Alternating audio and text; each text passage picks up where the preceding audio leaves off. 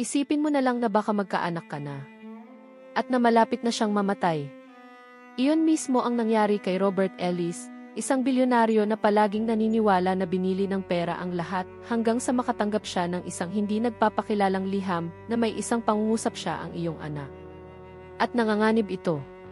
Sa tabi ng parirala, isang larawan ng isang bata na may mga mata na kapareho ng kanyang mga mata. Walang paliwanag, walang address, walang lagda. Tanging ang bigat ng isang posibleng nakalimutan na nakaraan.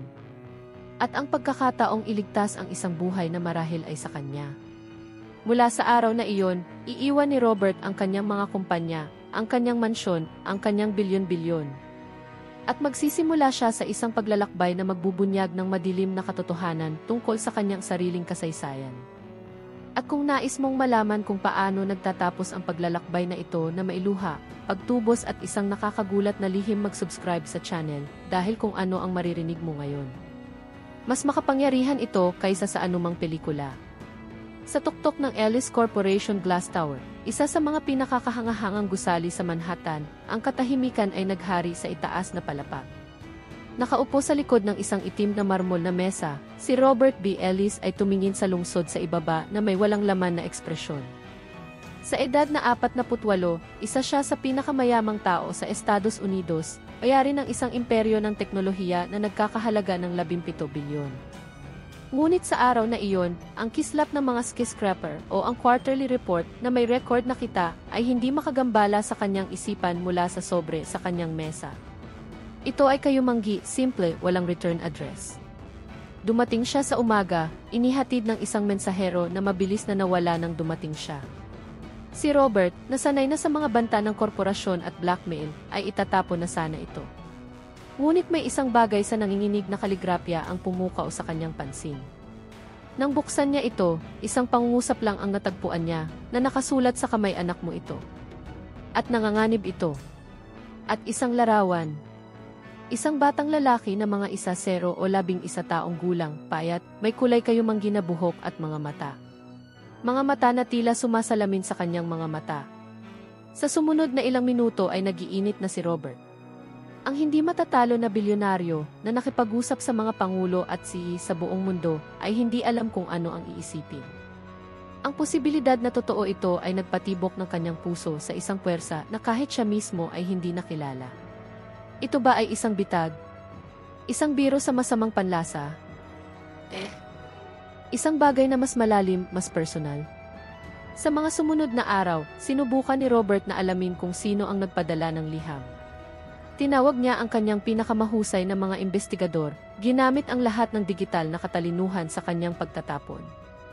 Walang pahiwatig, walang bakas. At kahit gaano pa siya kahirap mag-rationalize, may isang bagay sa loob niya na hindi magpapahintulot sa kanya na magpahinga sa ideyang iyon. Parang nagising ang isang nakalimutang bahagi ng kanyang sarili. Isang malayong alaala.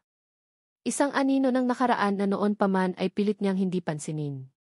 Noong Biyernes ng gabi, umuwi si Robert ng mas maaga kaysa dati. Tahimik ang kanyang penthouse sa Fifth Avenue, tulad ng dati. Habang umiinom siya ng isang baso ng alak sa harap ng fireplace, muli niyang hinawakan ang larawan ng bata. Pinagmasdan niya ang bawat detalye, sinusubukang hanapin ang mga sagot sa isang mukha na hindi niya alam. At sa parehong oras kaya pamilyar. Sa kauna-unahang pagkakataon sa loob ng maraming taon, nakaramdam siya ng takot. Takot na baka may maiwan sa likod. Natatakot ako na huli na ang lahat. At pagkatapos, nagpa siya siyang kumilos. Hindi makatulog si Robert.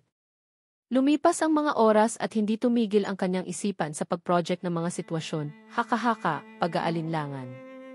Ang liham na iyon ay nagulo ng isang bagay na sa palagay niya ay napakahusay na nakabaon sa loob niya ang nakaraan. Isang nakaraan na kinasasangkutan lamang ng isang babae kung kanino siya nagkaroon ng isang bagay na malapit sa isang relasyon, higit sa isang dekada na ang nakakaraan.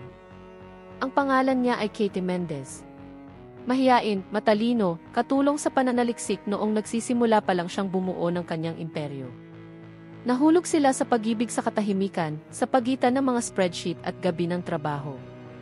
Ngunit nang matanggap ni Robert ang kanyang unang $1,000,000 na alok, nagpa siya siyang oras na upang magpatuloy at iniwan niya si Kete, hindi na lumingon sa likod. Pagkalipas ng maraming taon, tila bumalik na ang multo ng desisyong iyon para sa kanya. Kinabukasan, nagtungo si Robert sa kanyang personal na safe, kung saan itinatago niya ang mga lumang dokumento. Kabilang sa mga nakalimutang file, natagpuan niya ang isang lipas na numero ng telepono na nakasulat sa isang sulok ng isang lumang notebook kate 406. Ang prefix ay Montana. Isang panginginig ang bumaba sa kanyang gulugod. Sinabi ni Kete noon na pangarap niyang manirahan sa isang mas tahimik na lugar, malayo sa kaguluhan ng lungsod. Nagkataon lang ba? Determinado na huwag nang maghintay pa, sumakay siya ng isa sa kanyang mga pribadong jet at lumipad patungong Helena, isang tahimik na bayan sa loob ng Montana. Walang mga bodyguard, walang mga sekretarya. Siya lang, ang larawan ng bata at ang bigat ng isang bagay na maaaring maging pagkakataon na ayusin ang isang pagkakamali na hindi man lang niya alam na nagawa niya. Pagdating niya, umupa siya ng karaniwang kotse at nagmaneho sa makipot na kalye ng nayon. Bumisita siya sa mga ospital, paaralan, civil registries, maingat na humihingi ng isang taong nagngangalang Kate Mendez. Ilang araw na siyang hindi sumasagot. Marami ang hindi na naaalala ito. Ngunit sa isang maliit na grocery store, isang matandang babae ang nagmulat ng kanyang mga mata nang makita niya ang larawan ng bata. Kilala ko ang maliit na mukha na iyon. Sabi niya sa mahinang tinig. Ang pangalan niya ay Daniel. Nakatira siya sa abandonadong bukid malapit sa lawa. Kasama ang kanyang ina, na siya ay lubhang may sakit. Naramdaman ni Robert ang pagipit ng kanyang puso. Sinunod niya ang mga tagubilin at nakarating sa isang simpleng bahay na may pagbabalat ng pintura at mga bintana na maulap sa oras. Inihinto niya ang kotse at pinagmasdan mula sa malayo. Nakita niya ito ang bata. May dala siyang isang balde ng tubig, nahihirapan siyang maglakad, ngunit may determinadong tingin. Kahit sa malayo, may nakilala si Robert sa hitsura na iyon. Isang lakas na hindi tumutugma sa kanyang edad. Isang sinaunang sakit na nakatago sa likod ng isang ninakaw na pagkabata. Bago pa man siya makalapit ay nakita niya ang isang babae na naglalakad palabas ng pintuan na umuubo ng husto. Sumandal siya sa frame at tinawag ang bata. Halos hindi makapaniwala si Robert. Siya iyon. Kate. Mas matanda, pero hindi mapag-aalinlanganan ang babaeng iniwan niya noon. Habang nakaupo sa loob ng kotse, naramdaman ni Robert na umiikot ang mundo. Ang tanong na nagpahirap sa kanya nitong mga nakaraang araw ay nagiging tunay na hugis. Ang batang iyon. Si Daniel. Anak mo ba iyon? Ilang minuto nang nanatili si Robert sa loob ng kotse, huminga ng malalim at sinisikap na makahanap ng lakas ng loob na makalabas. Bakit siya kinakabahan? Naharap na siya sa mga silid ng negosasyon sa mga lider ng mundo, internasyonal na tribunal, multimilyong dolyar na krisis. Ngunit wala sa mga iyon ang naghanda sa kanya na tumingin sa mga mata ng isang bata na maaaring maging kanyang anak o isang babae na inabandona niya sa nakaraan. Dahan-dahan siyang lumapit sa bahay. Ang pagugong ng mga tuyong dahon sa ilalim ng kanyang sapatos ay tila isang paalala na ang sandaling ito ay totoo. Kumatok siya sa pinto na nanginginig ang kamay. Katahimikan. Naglaro siya muli. Sa pagkakataong ito, dumating si Daniel. Tiningnan siya ng bata ng kakaiba at kahinahinala. Hello, nandyan ba ang nanay mo? Nagatubili si Daniel at saka sumigaw. Inay, may isang Ginoo dito. Lumapit si Kate sa may pintuan. Napatingin siya sa mga mata ni Robert at ilang sandali pa ay nag-ielo siya. Siya ay naging maputla. Malakas na bumabalik ang ubo at kinailangan niyang sumandal sa pader. Inabot siya ni Robert para tulungan siya, ngunit itinaas niya ang kanyang kamay at humihingi ng distansya. Ano ang ginagawa mo dito? Nakatanggap ako ng liham. Kasama ang kanyang larawan. Sabi nga nila, anak ko si Daniel. Tiningnan ni Kate ang bata at pagkatapos ay si Robert na may galit at kalungkutan sa kanyang mga mata. Wala kang karapatang magmukhang ganito pagkatapos ng napakatagal. Tahimik lang si Robert. Alam ko na tama siya.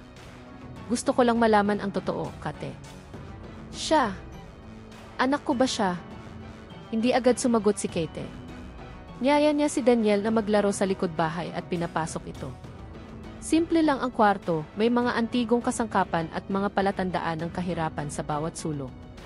Tahimik silang nakaupo. Sa wakas, nagsalita siya. Nalaman ko na buntis ako kaagad pagkatapos mong umalis. Sinubukan kong hanapin ka, pero nasa ibang mundo ka na. Ang iyong mga kumpanya, ang iyong katanyagan, ang iyong mga bodyguard. Ayokong lumaki siyang pabigat sa isang taong hindi kailanman piniling maging ama. Naramdaman ni Robert ang isang bukol sa kanyang dibdib. Bakit hindi mo sinabi sa akin? Dahil alam kong hindi ka nababalik. At dahil kaya ko itong harapin. Hanggang sa magkasakit ako. May cancer ako, Robert. Advanced. Wala siyang ibang tao kundi ako. Bumagsak ang balita na parang suntok. Napatingin si Robert sa paligid, pilit na iniisip ang sakit at takot na naramdaman niya. Isang 11 taong gulang na batang lalaki na malapit nang mawala ang nag-iisang taong kilala niya bilang pamilya. Ikaw ba ang nagpadala sa akin ng sulat? Umiling si Kate. Hindi. Hinding-hindi ako magpapadala ng ganyan. Ngunit marahil.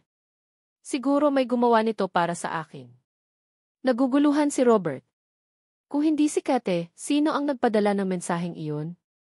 Bago pa man siya makapagtanong, tumakbo si Daniel na maihawak na sanga sa kanyang kamay na nagkukunwaring espada iyon. Inay, tingnan kung ano ang natagpuan ko. Ngumiti siya ng mahina. Napakaganda, mahal ko. Napatingin si Robert. At sa maliit na kilos na iyon, nakita niya ang isang bagay na hindi pa niya naramdaman sa buong buhay niya ng karangyaan ang pag-aari. Ang bata ay may kanyang mga katangian, ang kanyang nakareserbang anyo. Parang nakikita niya ang isang bahagi ng kanyang sarili. Hurrah! Nang gabing iyon, natulog si Robert sa isang simpleng hotel sa bayan. Hindi ko mapigilan ang pag-iisip. Hindi ko alam kung handa na ba akong maging ama. Ngunit malinaw sa akin ang tungkol sa isang bagay, hindi ako maaaring bumalik sa New York at magpanggap na wala sa mga ito ang nangyari. Ang buhay ay nag-aalok sa kanya ng pangalawang pagkakataon at marahil ito ang kanyang huli. Nagising si Robert bago magumaga. Sa kauna-unahang pagkakataon sa loob ng maraming taon, hindi ko iniisip ang tungkol sa kita, pagpupulong o stock sa stock market. Naiisip ko si Daniel. Naiisip ko si Kate. Naisip niya ang buhay na hindi niya naranasan at ngayon ay kumatok na siya sa kanyang pintuan, humihingi ng tulong. Gamit ang cellphone ay nagsimula na siyang tumawag.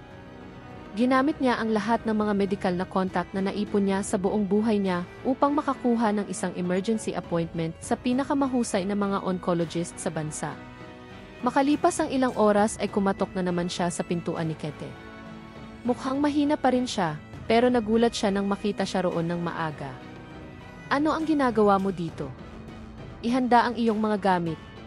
May eroplano akong naghihintay sa iyo. Pumunta tayo sa Boston. May appointment ako sa St. Joseph's Hospital. Isa siya sa pinakamagaling. Nagatubili si Kate, naghihinala. Ayokong maawa ka, Robert. Hindi ito isang awa. Ito ang pinakamaliit na magagawa ko. Kung hindi mo nais na gawin ito para sa iyong sarili, gawin mo ito para kay Daniel. Ang pangalan ng bata ang pumutol sa kanyang paglaban. Sa tulong ni Robert, nagimpake siya ng isang maliit na maleta at kasama ang isang mausisa na si Daniel sa kanyang tabi, nagtungo sila sa paliparan. Habang naglalakad ay nabighani ang binata sa lahat ng bagay.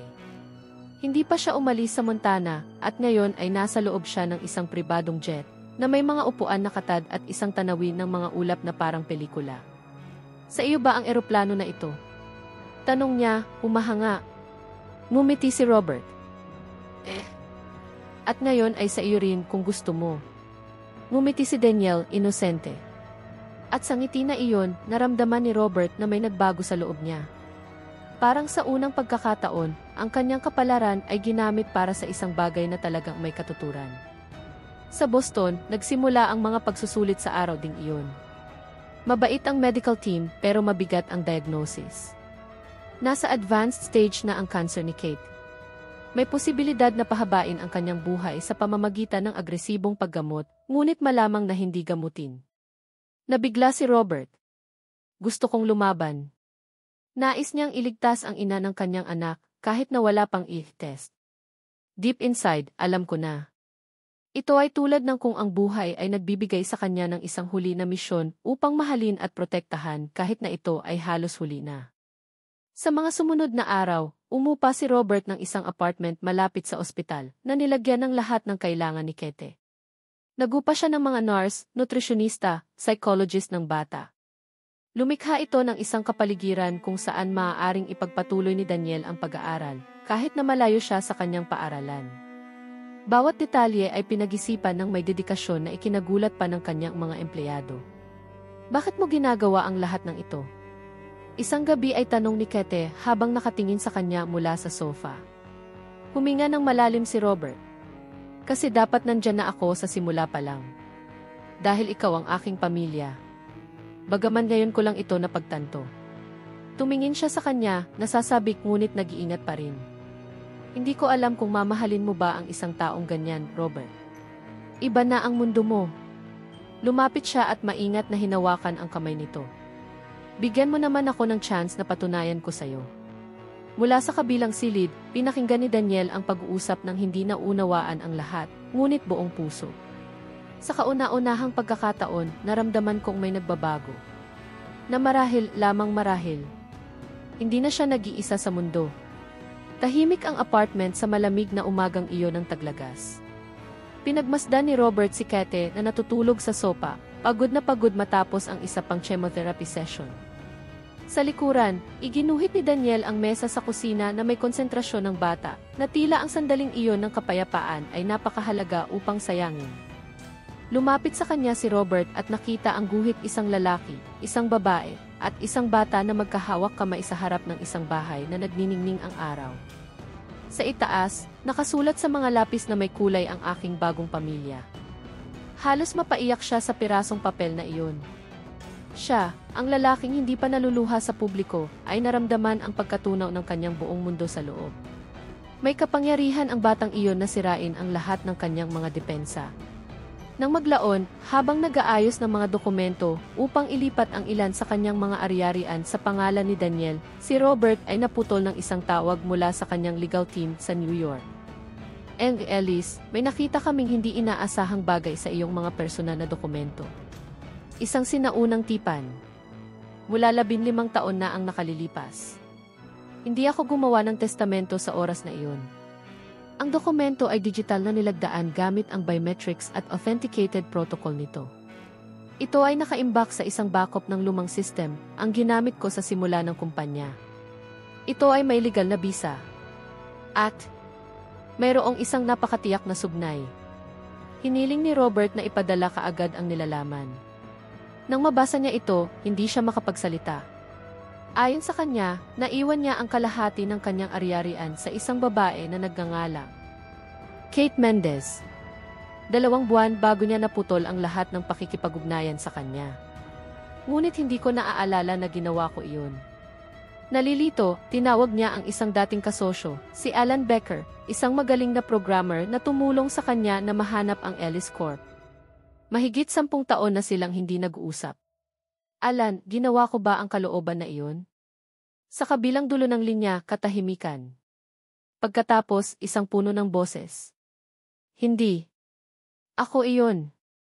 Nahuhumaling ka sa mga kontrata noong panahong iyon. Hiniling mo sa akin na hawakan ang lahat ng bagay na may kaugnayan kay Kate, dahil siya ang iyong prioridad hanggang sa hindi siya. Nilikha ko ang dokumento gamit ang iyong verbal na pahintulot. Hindi mo pa nasuri ang mga detalye. Ngunit naroon ito. Dahil malalim. Nais mong protektahan siya. Wala ka lang lakas ng loob na ipagpatuloy ito. Tumango si Robert na may mabigat na puso. Binago nito ang lahat. Sinubukan niya, sa ilang paraan, na masiguro ang kinabukasan ni Kate at ng anak na hindi niya alam na umiiral. Ngunit inilibing niya ang kilos na iyon sa ilalim ng maraming taon ng ambisyon at pagmamalaki. Pagkatapos, nang ipakita niya kay Kate ang kalooban, umiiyak siya. Hindi dahil sa kalungkutan, kundi sa kawalang paniniwala. Ginawa mo ba iyon? Kahit na iniwan mo ako. Siguro alam ng isang bahagi ng akin na balang araw. Ay, mas mahigpit na pinisil ni Kate ang kanyang kamay kaysa dati. At doon, sa kasabwat na katahimikan na iyon, nang walang mga pangako o pantasya, isang bagay na tunay na nagsimulang ipanganak. Isang bagay na mas malakas kaysa sa oras. Ngunit habang lumalakas ang mga ugnayan, sa kabilang panig ng bansa, may nagbabantay ng mabuti sa lahat. Sino ba naman ang nakakakilala kay Robert? At ayaw niyang magkaroon ng happy ending ang reunion na iyon. Ang katahimikan ng mga sumunod na araw ay tila halos hindi totoo. Mas maganda ang naging reaksyon ni Kate sa paggamot, mas masaya si Daniel, at naranasan ni Robert, sa kauna-unahang pagkakataon, ang lasa ng gawain ng pamilya. Walang mga hapunan kasama ang mga negosyante o mga baliw na tawag sa madaling araw. May mga pag-uusap sa mesa, mga guhit sa sahig ng sala, at mga kwento bago matulog. Si Robert, ang nag-iisang tycoon, ay nagsisimula ng maging sa ama. Ngunit, 1,000 milya ang layo, may nakatingin sa kanya ng mabuti. Si Vincent Hall, dating Chief Security Officer sa Ellis Corp, ay nanonood ng mga video na natanggap niya mula sa isang pribadong tiktik. Nagbayad siya ng malaki para masubaybayan ang bawat hakbang ni Robert mula nang mawala siya sa New York. Kilalang-kilala ni Vincent ang lalaking ito. Alam niya ang kanyang mga kabiguan, ang kanyang mga pagsisisi at ang mga lihim na maaaring makasira sa lahat. Sa kanyang madilim na opisina, kumuha ng dossier si Vincent. Sa loob, isang nakaitim na sertipiko ng kapanganakan, isang liham na maisulat kamay ni Kate at isang dokumento na binago niya mismo ilang taon na ang nakararaan. Isang bagay na maaaring patunayan na si Daniel. Baka hindi siya ang anak ni Robert. Hindi kinamumuhian ni Vincent si Robert. Ngunit naniniwala siya na hindi siya karapat-dapat sa pagtubos. Nakita ko nang malapitan ang kayabangan ng pakikitungo niya sa mundo, ang paraan ng paggamit niya at pagtatapon ng mga tao. Para sa kanya, si Robert ay isang impostor na nakasuot ng damit na isang mabuting tao. Dapat malaman ito ng mundo. Samantala, sa Boston, hindi pa rin alam ni Robert ang panganib na paparating. 1 linggo ng hapon, dinala niya si Daniel sa parke. Naglalaro sila ng soccer, nagtatawanan, kumakain ng popcorn. Hindi napigilan ni Robert na tumingin sa binata. May isang bagay na dalisay sa kanya, isang bagay na hindi nasira, kahit na may pagdurusa. At ang isang bagay na iyon, hindi maipaliwanag, ay nagparamdam sa kanya na karapat-dapat siyang subukang maging mas mahusay. Pag-uwi nila sa bahay, natagpuan nila si Kate na maputla, nakaupo sa mesa na may hawak na sobre. Nangyari ito kaninang hapon, sabi niya, nanginginig ang kanyang tinig. Kinuha ni Robert ang sobre. Walang nagpadala. Muli. Nang buksan niya ito, nakita niya ang mga kopya ng mga dokumento. At isang liham. Hindi sa iyo ang bata. Nagsinungaling siya sa iyo. At mapapatunayan ko ito. Bumalik ka sa lugar mo o malalaman ng buong mundo kung sino ka talaga. Nanlamig ang dugo ni Robert. Nagsimulang manginig ang kanyang mga kamay, ngunit nanatili siyang kalmado sa harap ni Kate at Daniel. Nang gabing iyon, nang makatulog silang dalawa, ilang oras ang ginugol ni Robert sa pag-aaral ng mga papeles. Ang mga ito ay mga kadudadudang dokumento, puno ng mga manipulasyon, ngunit may opisyal na hitsura. Sino ang gagawa niyan? At bakit? Tinawagan niya si Alan, ang kanyang dating kasintahan, at sinabi sa kanya ang lahat. Matapos makinig ng tahimik si Alan, may sinabi siyang matagal na sumasalamin sa kanyang isipan. Hindi ito ang katotohanan na natatakot sa iyo, Robert. Nawawalan siya ng pagkakataong magmahal ng totoo. At marahil, sa kauna-unahang pagkakataon, malalaman mo kung sapat na ang lakas mo para doon. Tumayo si Robert at nagtungo sa kwarto ni Daniel.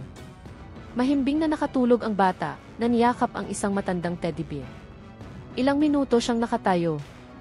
Roon, pinagmamasdan siya. Sa sandaling iyon, nagdesisyon siya. Kahit na si Daniel ay hindi ang kanyang dugong anak. Pipiliin ko siya bilang anak ng puso. Ngunit hindi pa rin niya alam na ang pinakamasamang kaaway niya ay wala sa ibang lugar. Ito ay sa nakaraan. Sa salamin. Babalik siya ng buong puwersa. Hindi makatulog si Robert. Nakaupo sa armchair sa sala, naka-off ang ilaw, nakatitig siya sa kalawakan na tila naghihintay ng hindi nakikitang paglilitis. Ang anonymous na sulat ay nasa mesa. Hindi lamang ito isang banta, ito ay isang pagtatangka na sirain ang lahat ng bagay na sinimulan niyang itayo. At ang pinakamalupit na bagay ay ang pag-aalinlangan. Paano kung ito ay totoo? Paano kung hindi si Daniel ang kanyang anak? Kinaumagahan, bago magising si Kate, lumabas na si Robert. Dumiretso siya sa isang espesyal na klinika at humingi ng test kaagad. Wala siyang sinabi kay Kate. Ayokong takutin siya, hindi ngayon. Ngunit kailangan kong malaman. Kailangan niya ang hilaw at tuwid na katotohanan bago gamitin ito ng ibang tao laban sa kanya. Muli, 3 araw ang lumipas. Umiti siya sa labas, pero nakipagdigma siya sa loob. Pinagmasdan ko ang bawat kilos ni Daniel, ang bawat tingin ni Kate, na ang puso ko ay nahahati sa pagitan ng pagmamahal na namumulaklak at ng takot na nabubuhay siya ng kasinungalingan. Nang dumating ang sobre na may resulta, ilang oras itong hinawakan ni Robert bago ito binuksan. At nang sa wakas ay naramdaman niya ang pagbukas ng lupa sa ilalim ng kanyang mga paa. Hindi tugma. Naramdaman ni Robert ang pag-ikot ng mundo. Si Daniel ay hindi ang kanyang biological na anak. Tama ang sulat. Ang tanong ngayon ay isa pa alam ba ni Kate iyon? Kinagabihan, nanginginig ang mga kamay, ipinakita niya sa kanya ang resulta. Ang katahimikan na sumunod ay nakakapagod. Alam mo na ba? Tanong niya sa mababa ngunit matibay na tinig. Mabagal sumagot si Kate. Ang kanyang mga mata na puno ng luha ay nagpapakita ng isang sinaunang pagkakasala. Natuklasan ko ito noong siya ay 3 taong gulang.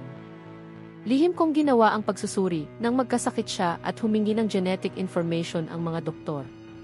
Wala akong lakas ng loob na sabihin sa iyo. Akala ko hindi ka nababalik. Hinawakan ni Robert ang kanyang mga kamay sa kanyang mukha na tila pinipilit na ilayo ang sakit. Bakit hindi mo sinabi sa akin ngayon? Kasi nakita ko yung pagtingin mo sa kanya. Nakita. Pag-ibig. Talagang. At naisip ko na siguro. Hindi naman ang dugo ang pinakamahalaga. Galit at pagkadismaya ang nag-aaway sa loob niya. Ngunit, kasabay nito, may isang bagay sa sagot na iyon na labis na nakaantig sa kanya. Dahil iyon mismo ang sinimulan kong maramdaman. Pag-ibig. Isang damdamin na hindi nangangailangan ng mga ugnayan sa isip. Ngunit presensya, pag-aalaga. Desisyon. Sino ang ama? Tanong niya, halos sa isang bulong. Huminga ng malalim si Kate. Isang pagkakamali. Isang tao na iniwan ako kaagad nang malaman niya ito. Hindi ko na siya nakita muli. Wala siyang pangalan, walang mukha. Hinding-hindi siya naging ama ni Daniel. Ipinikit ni Robert ang kanyang mga mata. Malupit ang kanyang mga salita ngunit totoo. Ako lang naman ang tatay niya, di ba? Mahal ka niya, Robert. Tulad ng isang tunay na ama. Hindi niya malalaman ito maliban kung sasabihin mo sa kanya. Ngunit kung ano ang nararamdaman niya. Ito ay totoo. Napatingin si Robert sa kwarto kung saan natutulog si Daniel. At doon, nalulungkot, ginawa niya ang pinakamahirap at pinakamapagpalaya desisyon ng kanyang buhay. So, maniniwala pa rin siya na ako ang tatay niya. Dahil ako. Dahil gusto kong maging. Kahit na hindi ito nagsimula ng ganito. Tatapusin ko na rin ang tatay niya. Sigaw ni Kate. Hindi sa kalungkutan. Ngunit ng kaluwagan. At sa tahimik na yakap na iyon, sa wakas ay nagsimulang pagalingin ang 2 sugatang tao ang kanilang sariling mga sakit. Ngunit sa labas, sa isang kotse na nakaparada sa tapat ng kalye, pinanood ni Vincent ang lahat na may hawak na binoculars at tape recorder. Nasa kanya ang ECV. Nasa kanya na ang katotohanan. At ngayon, mayroon siyang bala upang sirain ang natitira sa reputasyon ni Robert Ellis. Ang tanging natitira ay ang magpasya kung kailan pinindot ang trigger. Dumating ang bagyo ng walang babala. Sa isang tila tahimik na hapon, ang media ay sumabog sa isang headline na walang portal na naglakas loob na ipublish ng walang katibayan, ngunit inihatid ni Vincent Hale ang lahat ng ito. Sa loob ng ilang minuto, ang pangalan ni Robert Ellis ay nagtrending sa buong bansa. Itinatago ng bilyonaryo ang isang bata na hindi sa kanya. Ang leaked evidence ay nagpapakita ng panlilinlang sa pamilya. Kumalat ang balita na parang apoy sa tuyong bukid.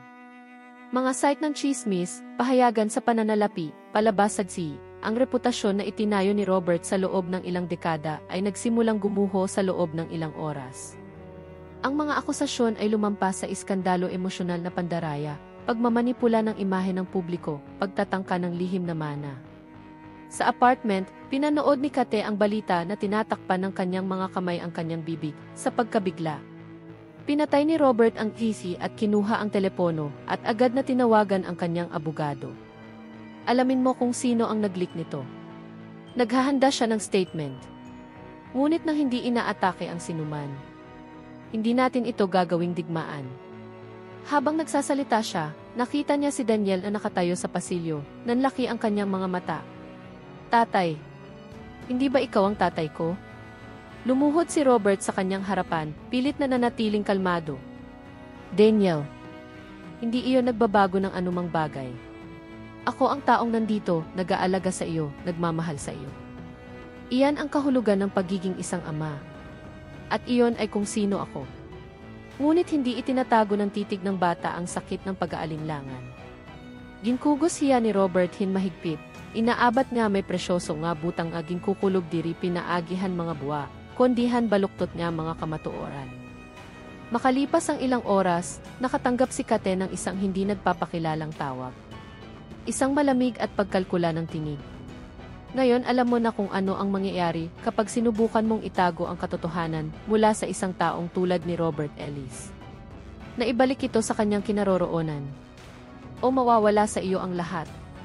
Muli, naputol ang tawag. Ngunit malinaw ang mensahe higit pa sa paghihiganti ang gusto ni Vincent. Gusto niya ng pagkawasak. Tinipon ni Robert ang kanyang team. Kailangan ko ng damage control. Ngunit may isang bagay sa loob niya na nagsasabi sa kanya na dumating na ang oras upang lumabas mula sa mga anino. Sa kauna-unahang pagkakataon, napagdesisyonan niyang huwag magtago ng kahit ano. Magsasalita siya sa publiko. Siya ay pagpunta sa kumuha sa kanyang kwento mga pagkakamali at lahat. Kinaumagahan, nagpatawag siya ng press conference sa Boston. Walang mamahaling Amerikana. Walang poses. Siya lang, sa harap ng mga kamera mula sa iba't ibang panig ng mundo. Ang pangalan ko ay Robert Ellis. Hindi naman ako ang anak ko na nakatira sa tabi ko. Ngunit siya ang aking anak ng kaluluwa, ng presensya, ng pag-ibig. At walang ebidensya sa mundo na maaaring burahin iyan. Kung ito ay nagkakahalaga ng reputasyon ko, hayaan mo akong mawala ito. Ngunit hindi ko mawawala ang isang bagay na sa wakas ay nagbigay ng kahulugan sa aking buhay. Nagviral ang pahayag. Libu-libong tao ang nagkomento, naghati-hati, nagdebate. Ngunit may kakaiba na nangyari, sinuportahan siya ng karamihan. Emosyonal na komento mula sa mga magulang na nag-aampon, nag-iisang ina, mga anak na pinalaki ng mga puso at hindi ng genetika. Napuno pap decoraz ng hashtag ang mga social network. Tiningnan ni Vincent ang lahat na may puot sa kanyang mga mata. Bumagsak ang plano niya. Sa katunayan, ginamit niya ito bilang sandata. Ginagamit ito bilang pagtubos. Ngunit may huling sulat pa siya. Isang bagay na hindi lamang maaaring madungisan si Robert. Ngunit alisin ang lahat sa kanya maging si Daniel. At handa siyang i-play ito. Hindi si Vincent Hale ang tipo ng tao na tumanggap ng pagkatalo. Nang makita niya na ang kanyang pagtatangka na sirain si Robert ay nagbago sa isang simbolo ng pag-ibig at katatagan, isang bagay sa loob niya ang tiyak na nasira. Ang pagkabigo ay naging pagkahumaling. At, sa mga anino, inihanda niya ang kanyang pinakamalupit na kudeta, hindi sa mga headline, ngunit sa mga opisyal na dokumento. Sa panahon ng kanyang oras sa Ellis Corp, si Vincent ay may access sa mga confidential na file, internasyonal na contact, at mga puwang sa legal na sistema. Sa tulong ng isang tiwaling abogado, isinaaktibo niya ang serbisyo sa proteksyon ng bata sa ilalim ng mga akusasyon ng hindi regular na pag-aampon ng walang legal na proseso sa gitna ng isang pampublikong iskandalo. Ilang araw matapos ang kumperensya, kumatok ang mga opisyal sa pintuan ng apartment ni Robert na may dalang warrant. Lumapit sila para kunin si Daniel. Sinabi nila na, dahil walang rehistradong legal na pag-iingat, at dahil sa presyon ng media, ang bata ay pansamantalang ililipat sa isang kanlungan hanggang sa maliwanag ang sitwasyon. Nanghihina pa rin si Kate at pilit siyang pinigilan. Hindi mo siya mahihiwalay sa nag-iisang ama na kilala niya. Ngunit malinaw ang mga utos. Sinubukan ni Robert na mga tuwiran, magsumamo at ipakita ang lahat ng kanyang ginawa. Ngunit huli na ang lahat. Si Daniel, nalilito at umiiyak, ay napunit mula sa kanyang mga bisig habang sumisigaw. Itay, isama mo ako. Gusto kong manatili sa iyo. Ang sakit ng sandaling iyon ay mas malaki kaysa sa anumang pinansyal na pagkalugi o pampublikong kahihiyan. Lumuhod si Robert sa lupa, nakaluhod, naramdaman ang bigat ng isang buhay na bumabagsak sa kanya ng sabay-sabay. Sa sumunod na mga araw, naharap si Robert sa isang mabangis na labanan sa korte.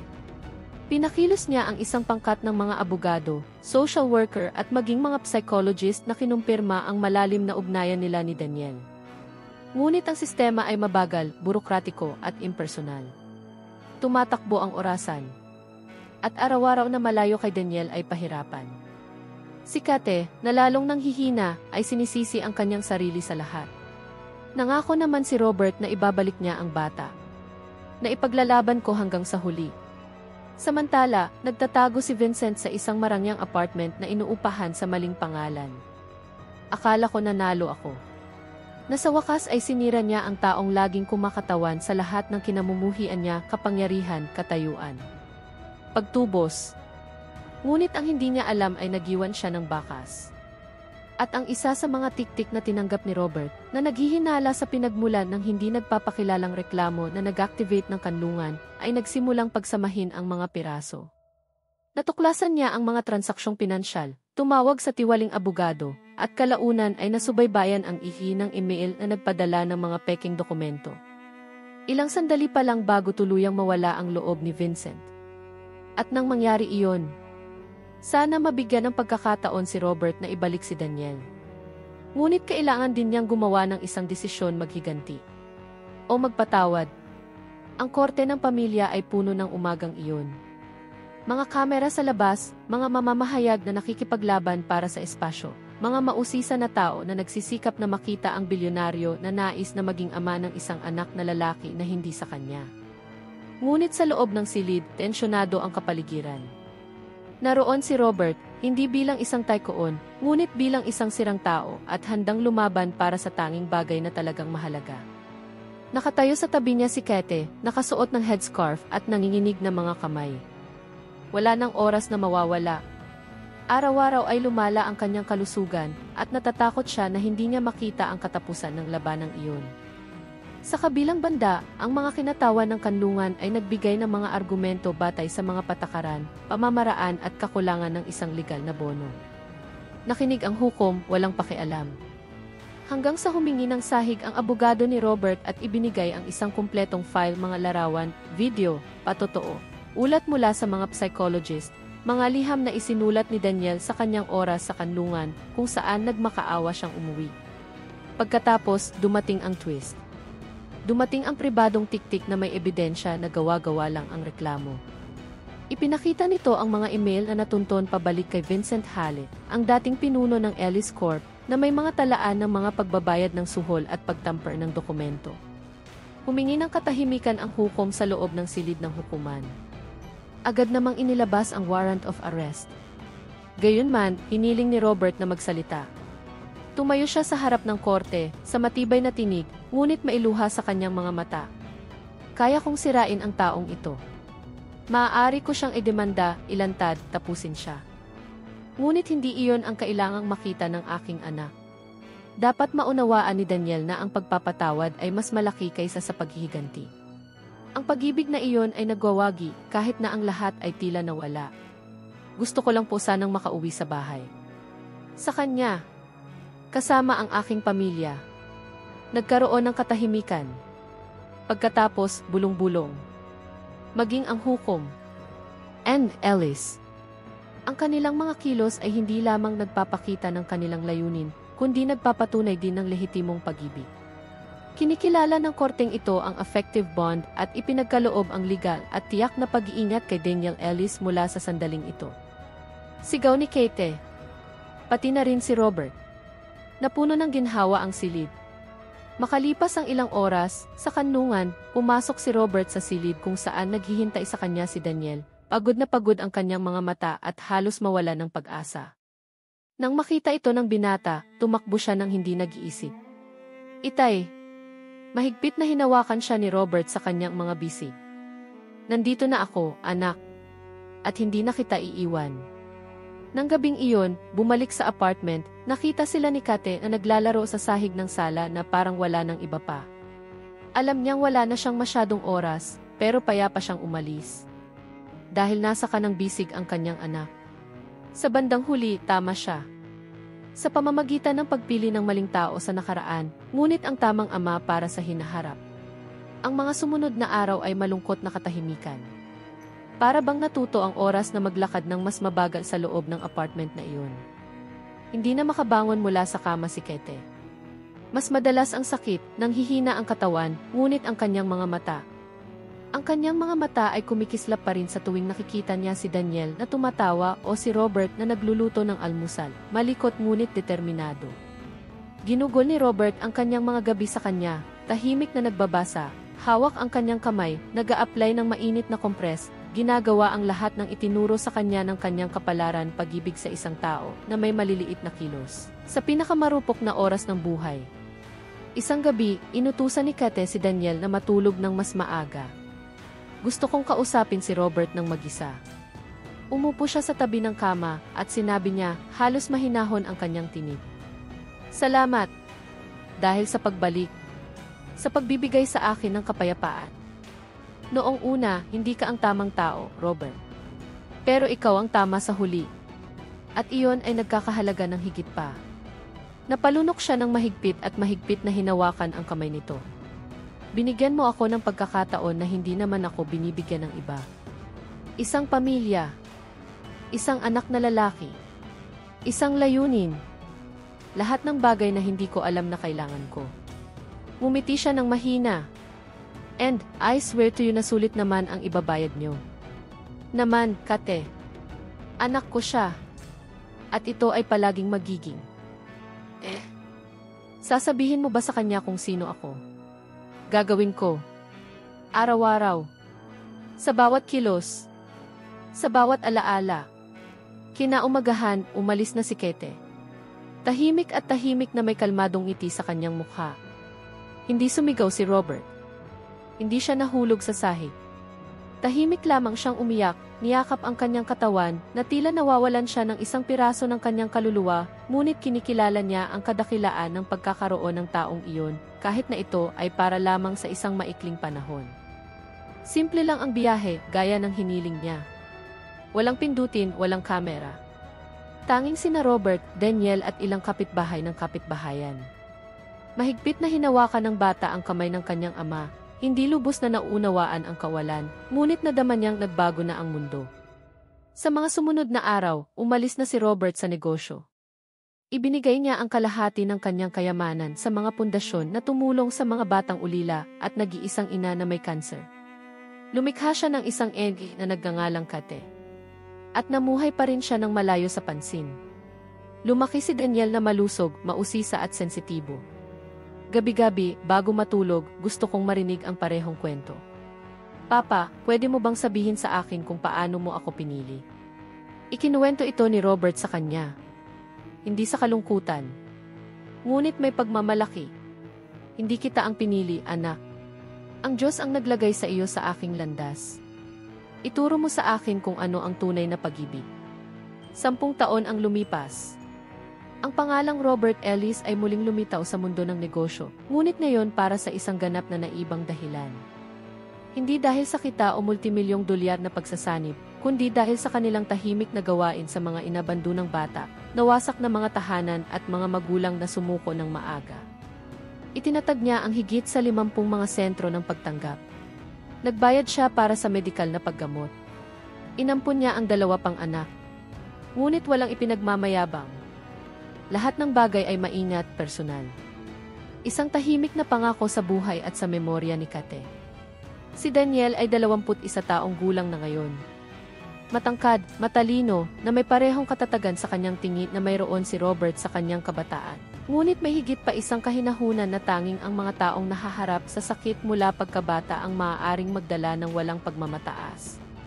Nang hapong iyon, umakyat si Daniel sa entablado sa isang kilalang unibersidad para magbigay ng talumpati sa kanyang graduation. Ang kanyang karera batas ng bata at kabataan. Ang kanyang misyon ipagtanggol ang mga taong tulad niya ay maaaring nakalimutan na ng mundo. Puno na ang auditorium. Sa gitna ng mga bisita, tahimik na pinagmamasdan ni Robert na nagniningning ang kanyang mga mata. Kinuha ni Daniel ang mikropono. Huminga siya ng malalim. At sinabi niya, "Marami dito ang may mga magulang na nagdala sa kanila sa mundo. Hindi ako. Pero may pinili akong maging tatay ko. Na hinarap ang lahat para mahalin ako." Itinuro nito sa akin na ang tunay na pagiging ama ay hindi nagsisimula sa dugo, kundi sa desisyon na manatili kahit na ang lahat ay bumagsak. Itinuro niya sa akin na ang pagiging isang tao ay hindi nagtatayo ng mga imperyo. Ito ay ang pag-alam kung paano muling buuin ang mga puso. Sa ngayon, ang diploma na ito ay ito rin sa kanya. Nagpalakpakan ang mga manonood sa kanilang mga paa. Ngunit mumiti lang si Robert na antig siya. Dahil alam niya ito. Alam niya na sa harap ng lahat ng tao ay hindi nag-iisa ang kanyang anak. May mga patunay na hindi pa huli ang lahat para baguhin ang takbo ng iyong sariling kasaysayan. Nang gabing iyon, pag-uwi ni Daniel, isinabit ni Daniel ang isang frame sa dingding. Sa loob, ang papel na nagbago ng lahat anak mo ito. At nanganganib ito. Sa tabi nito, isang larawan ni Kate na nakangiti na may maliit na Daniel sa kanyang mga bisig. At sa ilalim, nakaukit sa isang tansong plaque, ang mga salitang gagabay sa buhay nilang dalawa magpakailanman. Ang pag-ibig ay hindi namamana. Ang pag-ibig ang napili. Kung ang kwentong ito ay tumama sa iyong puso sa anumang paraan, inaanyayahan ko kayong maging bahagi ng aming pamilya dito sa channel. Mag-subscribe ngayon, yon ang mga abiso, at manatili sa amin dahil bawat linggo makakahanap ka ng mga kwentong tulad nito na nagpapasigla, nagbibigay inspirasyon, at nagpapatunay na ang tunay na pag-ibig. Umiiral pa rin. Iwanan ang iyong gusto, ibahagi ito sa isang taong kailangang maniwala muli sa buhay. At tandaan kung minsan, ang pinakadakilang himala ay hindi nagmumula sa dugo, kundi sa lakas ng loob na magmahal. See you sa susunod na video. Naway pagpalain nawa ng Diyos ang iyong buhay at ang iyong pamilya.